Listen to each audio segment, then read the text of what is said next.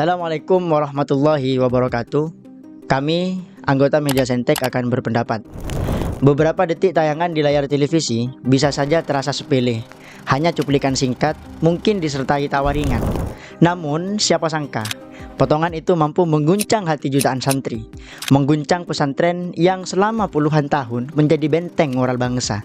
Inilah yang terjadi ketika salah satu stasiun televisi nasional, Trans 7, menayangkan konten yang dinilai merendahkan, terutama merendahkan Pondok Pesantren Lirboyo dan Kiai Haji Anwar Mansur sebagai pengasuhnya.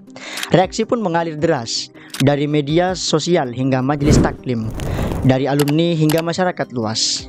Sebagai seorang yang memahami dunia digital, saya melihat peristiwa ini bukan hanya sebagai persoalan penghinaan, tetapi sebagai cermin buram hubungan antara media dan moralitas di era algoritma.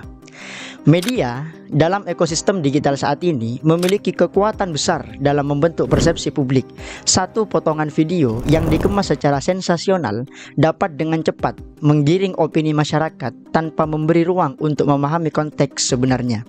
Sayangnya, dalam kasus Trans 7 ini, yang ditonjolkan justru sisi provokatif dan mengundang reaksi, bukan sisi edukatif yang seharusnya menjadi tanggung jawab utama media.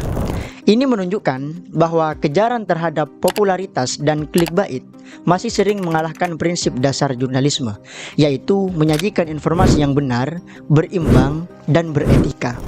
Salah satu hal yang muncul akibat pemberitaan tersebut adalah anggapan bahwa pesantren, termasuk Lirboyo yang saat ini viral, masih menganut sistem feodalisme.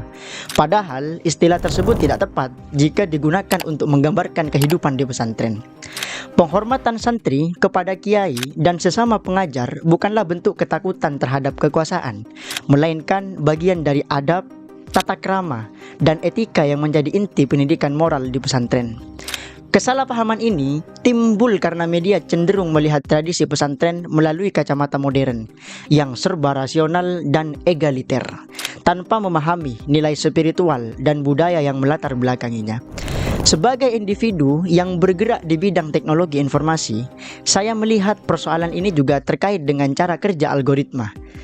Algoritma media sosial dirancang untuk mengedepankan konten yang paling banyak mendapat perhatian, bukan yang paling benar.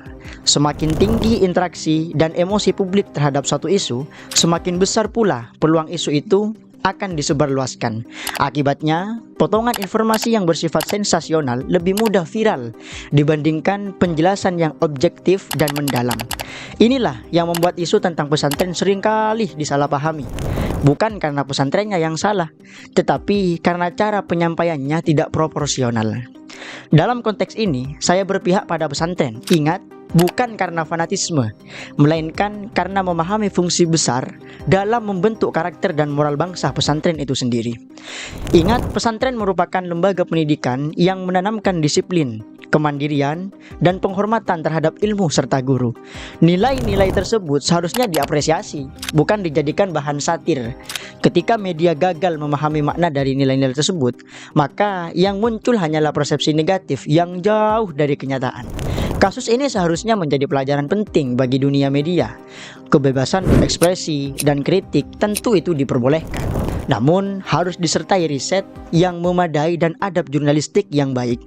Kritik yang tidak disertai pemahaman konteks hanya akan menimbulkan kesalahpahaman dan merusak reputasi lembaga yang justru memiliki peran besar dalam pendidikan dan pembentukan moral masyarakat.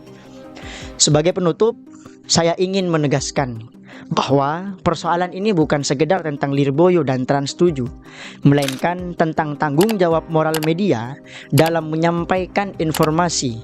Media memiliki peran besar dalam membentuk persepsi masyarakat, dan dengan kekuatan itu seharusnya hadir kehati-hatian dalam menyampaikan konten, terutama yang menyangkut lembaga keagamaan.